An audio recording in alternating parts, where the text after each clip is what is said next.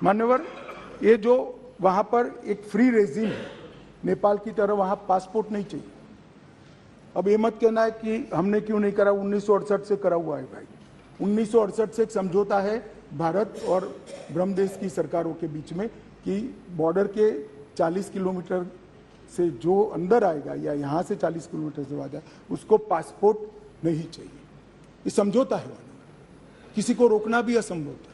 और इतने हजारों किलोमीटर की बॉर्डर में बाढ़ भी नहीं लगी थी, फेंसिंग भी नहीं थी, तो संख्या बढ़ती गई और असुरक्षा बढ़ती गई। इतने में एक अफवाह फैल गई 29 तारीख अप्रैल को कि 58 ये वसाहतें जो थी शरणार्थियों की, उसको गांव घोषित कर दिया गया। अब गांव घोषित करने की अफवाह से ही घाटी में बहुत बड़ा अनरेस्ट शुरू हुआ मान्यवर, और वो अनरेस्ट को भी हमने माइक वाली जीपे चलाई, बताया गया कि भाई कोई गांव घोषित नहीं हुआ है। मगर अफवाहें जब फैलती है तब फैलती है अविश्वास का वातावरण, और घोषित जंगल गांव घोषित किया, जंगल गांव घोषित किया जो वसाहतें थी उसको, तो उनको लगा है परमानेंट अब यही बस जाएंगे, तो एक अनरेस्ट खड़ा हुआ। उसके बाद में आग में तेल डालने का काम हाईकोर्ट मणिपुर के अप्रैल महीने में आए हुए एक फैसले ने कहा, जिसने सालों से पड़ी हुई एक लंबित पिटीशन को अचानक चलाया। अचानक चलाकर ना भारत सरकार के ट्राइबल आयोग को शपथ पत्र लिया, ना भारत सरकार के ट्राइबल डिपार्टमेंट का लिया, ना भारत सरकार के गृह मंत्रालय का लिया, ना मणिपुर सरकार का लिया, और अचानक ही कह दिया कि 29 अप्रैल के पहले इस मतई जाति को ट्राइबल घोषित कर दी गई।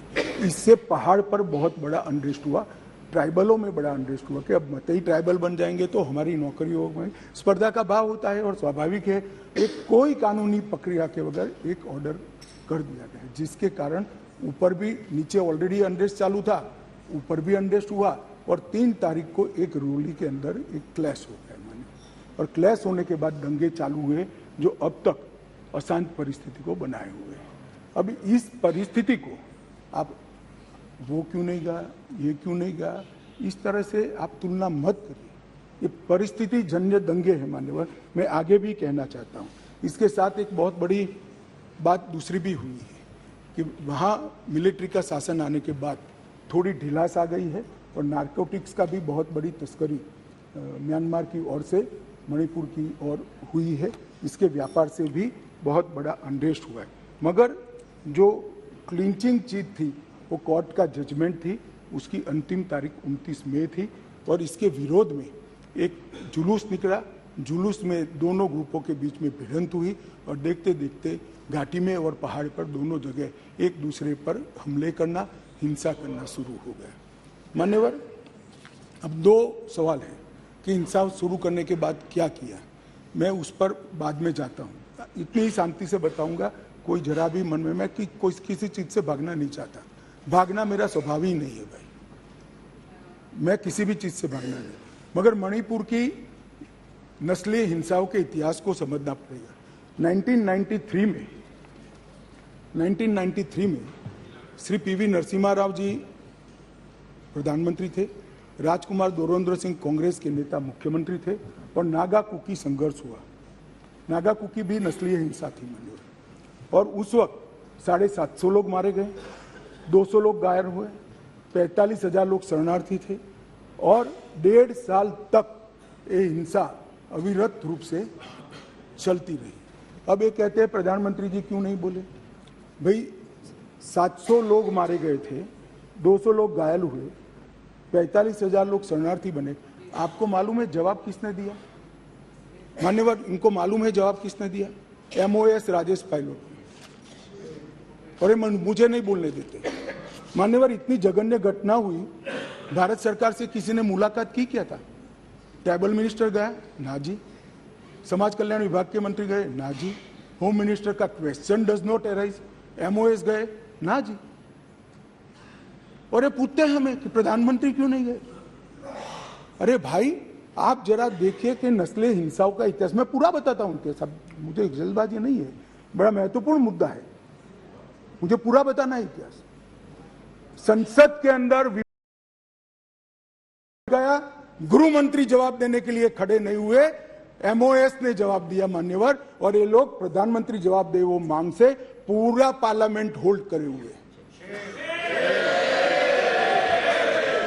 मान्यवर 1993 में दूसरी बार संघर्ष हुआ, मतई पंगल संघर्ष हुआ, 100 लोग मारे गए, वो भी 1 साल तक चला, और राज्यसभा में गृह मंत्री ने जवाब दिया, बस लोकसभा में नहीं। और ये कह रहे हैं प्रधानमंत्री जवाब दे। मुलाकात की किसी ने नहीं की, ना गृह मंत्री ने, ना एमओएस ने, किसी ने नहीं की।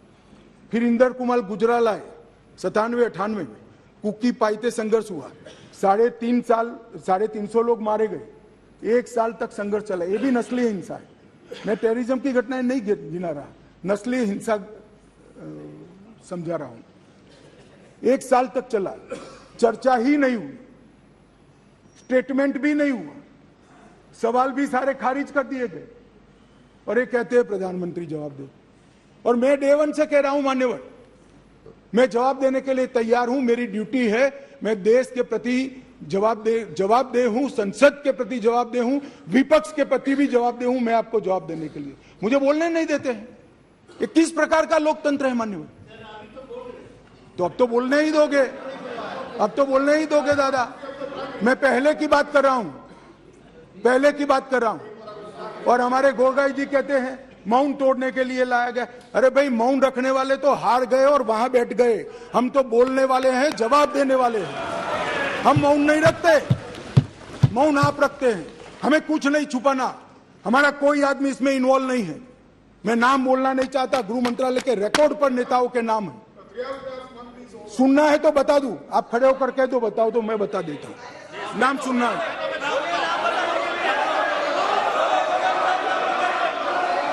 मान्यवर, बाद में 2004 में मनमोहन सिंह जी थे, इबोबी सिंह जी थे, लगभग 1700 लोगों के एनकाउंटर हुए, 1700 लोग एक तरफा वर्दी से। ऐसा वहां मानते, मैं नहीं मानता, मैं तो व्यवस्था में विश्वास रखने वाला हूं। वहां लोग मानते वर्दी से की हुई नस्ली हिंसा थी। 1700 सुप्रीम कोर्ट ने संज्ञान लिया, ढेर सारी एसआईटियां बनी, मगर किसने जवाब दिया? कोई नहीं, एक चर्चा नहीं, ना एमओएस, ना मिनिस्टर। अब मुझे बताइए भाई, चिदम्बरम साहब थे और वहां राज्यसभा में मेरा हिसाब मांगते थे, मुझे बोलने नहीं देते। मैं आपके माध्यम से देश की जनता को कहना चाहता हूं, ये परिस्थिति जन्य नस्लीय हिंसा है, इसको राजनीति का मुद्दा नहीं बनाना चाहिए। और मान्यवर 3, 4, 5 मैं पूरे देश को बताना चाहता हूं, इस देश के प्रधानमंत्री ने रात को 4 बजे भी मुझे फोन किया है और दूसरे दिन 6:30 बजे मुझे फोन से उठाया भी इस देश के प्रधानमंत्री ने। और ये कह रहे हैं मोदी जी ध्यान नहीं रखते।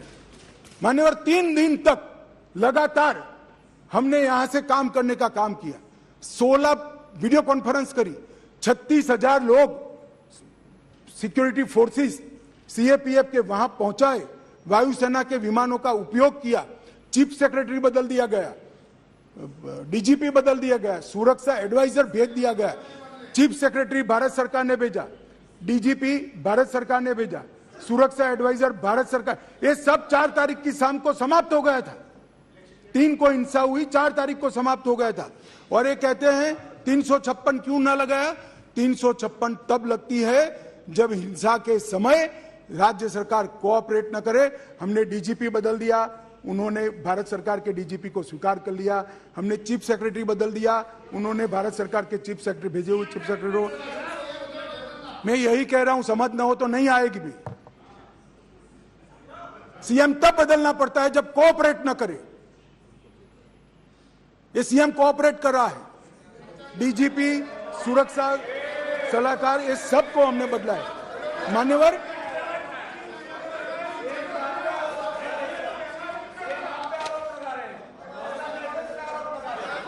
बैठ जाओ यार। कृपया आप इतनी चिंता करो कि मैं आसाम पर न जाऊं।